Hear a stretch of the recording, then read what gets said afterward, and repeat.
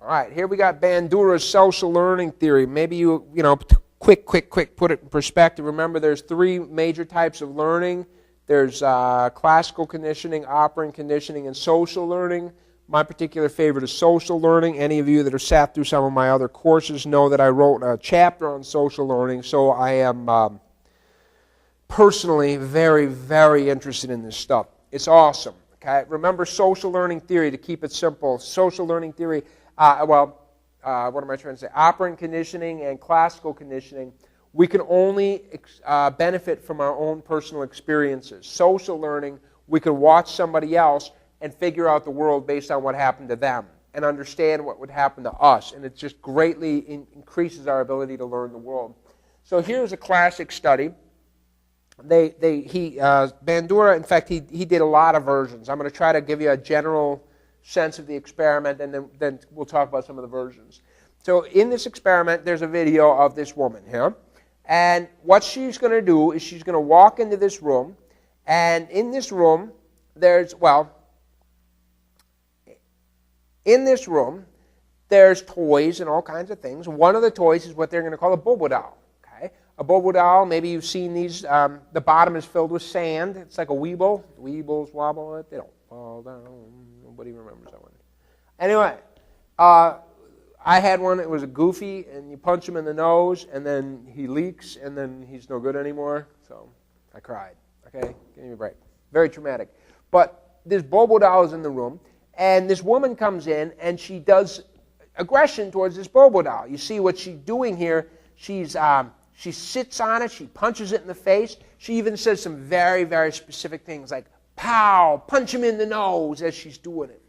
Picks it up and throws the doll. Does a standing punch with it. Kicks it. Does some very, very specific aggression. Not just aggression, but very specific moves. Then these kids watch this videotape, and they take the children, they put them into a room full of really good toys. I'm talking, Barbie dolls and G.I. Joes. I mean, the good stuff, man. And they leave them in there for about 2 minutes. And then they come in and they go, oh, I'm sorry, I made a mistake. We have to leave these really good toys for some other kids. We're going to have to put you in this other room, okay?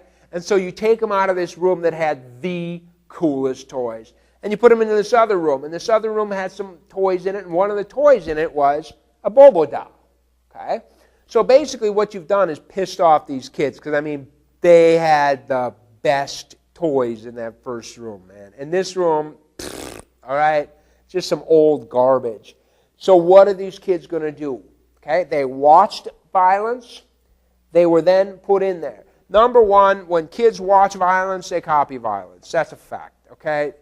I remember I used to teach Sunday school to 2-year-olds, and they're so sweet, and somehow these parents would let them bring in these videotapes of things like the Power Rangers, and these 2-year-olds would watch the Power Rangers, and then not the girls couldn't care less, these 2-year-old boys, they're so sweet, and they're so cute, and they're little tiny, and they watch the Power Rangers, and then all they want to do is kick you in the nards, man. Bang! It's like, what? Dude, why are you punching me? What did I do to you, That's what kids do. They watch violence, they copy violence.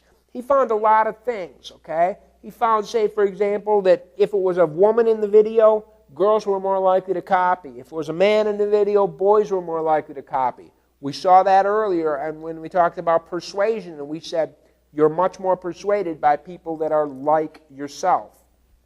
However, he took an awful lot of other versions, as I said. Here, boys demonstrated more physical aggression across the board. Boys and girls were similar in verbal aggression, and children were more likely to imitate if it was the same gender. And he different versions where the adult was actually present or it was a video. If they were actually present, there was more imitation than not. However, then he took it further, and at the end, right, this woman would do this stuff, or again, it was either a man or it was a woman or it was live or it was video or whatever. And at the end here, one of two things would happen. Either this person would get rewarded or this person would get punished, okay? So it would come through, and For children in the model rewarded condition, the second adult appeared with an abundant supply of candies and soft drinks. He informed the model that he was a strong champion and that his superb aggressive performance clearly deserved a generous treat. He then poured him a large glass of 7-Up and readily supplied additional energy-building nourishment, including chocolate bars, Cracker Jack popcorn, and an assortment of candies. While the model was rapidly consuming, his admirer symbolically reinstated the modeled aggressive responses and engaged in, good job, you did such a great job hitting that doll.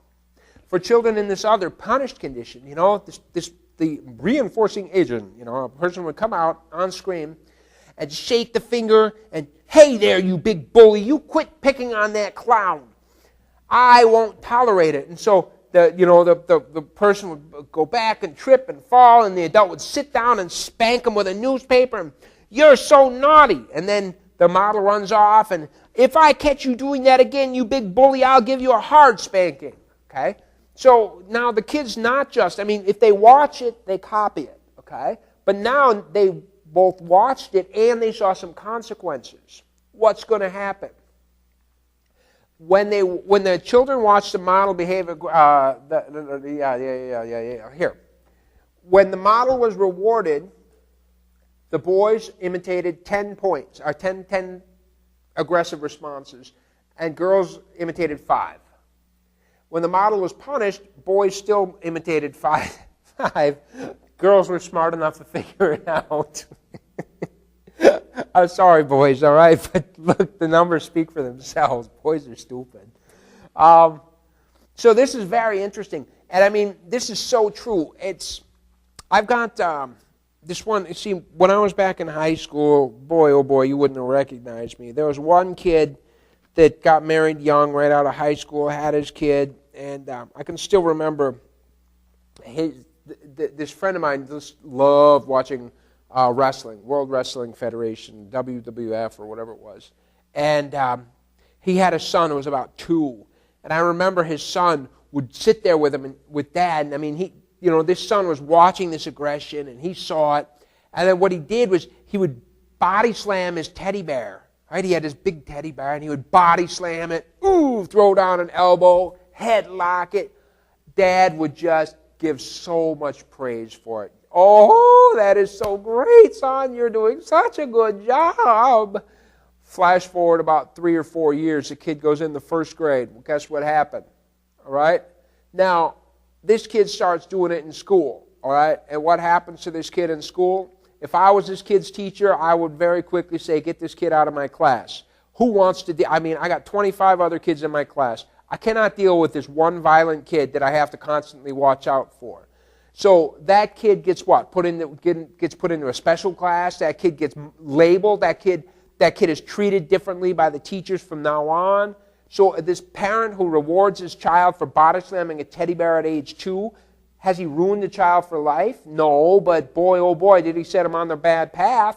Boy, did he give him an awfully bad start in life, okay? It's just what kids do. Of course, models for aggression can come from the home or outside the home.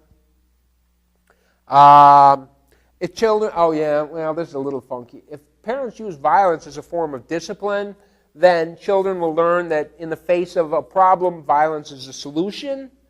I don't know. I know, but once you're a parent, this self-righteous statement should disappear. I wonder if the textbook author ever had kids. But anyway, this is very interesting. Here's a lot of words. You feel free to read it. But basically it comes down to this. In this study, they found, this idea of tit for tat. You scratch my back, I'll scratch yours. And that's how it works. If you give me 5, I'll give you 5. If you give me 10, I'll give you 10. But when it comes to the other one, an eye for an eye, hell no. If you take my eye, I'll take 2 of yours. You take my $5, I'll take 10 of yours. Okay? So what happens is we punish, we're less forgiving than we should be. We're perfectly fine retaliating. You give me 5, I'll give you 5. And that's perfectly fair and that's cooperation. But when it comes to punishing another person, we punish very severely. For one small infraction, I'm going to punish you back double, if not more. And this leads, of course, to an escalation. Because, I did a small slight to you, and so you do something big back to me, and I look at that and go, why would you be so mean to me? All I did was something small to you, and so it just retaliates. Okay? That's one instance. How about a verse of, this is interesting. You can take rats, and it's really cute. It's that, you put rats together. In fact, it's actually very interesting. If you take rats, unrelated rats, and you put them together, instantly they're going to fight. I mean, it's going to be a nasty fight, instantly. And it doesn't matter if it's two boys, two girls, a boy and a girl, it doesn't matter. Instantly, boom. Within 2 minutes, though, that fight is going to be over, and they're going to have established a hierarchy. One is going to be dominant over the other. It just takes 2 minutes, and it's going to stay that way forever. Now, you could take these rats and they're living together and everybody's happy, in particular if they were born together, things like this, and la-di-da, we have a little rat utopia. Now, all of a sudden, every once in a while, just shock the floor, just like that. And you know what happens? These perfectly happy rats start just getting so aggressive, okay? And you know what? They could even take a rat that was living by itself, and you just start electric shocking, and if it didn't have another rat to attack, it would attack a mouse or a raccoon, or it would attack anything that was there. It would attack a stuffed toy, okay? So pain clearly can lead to aggression. Heat, clearly this is that frustration aggression thing. As it gets hotter, the amount of aggression goes straight up. And attack, counterattack, that's the tit for tat slide. I think I'm going to have to stop on that again and take a pause, because this next one is again a new set of ideas.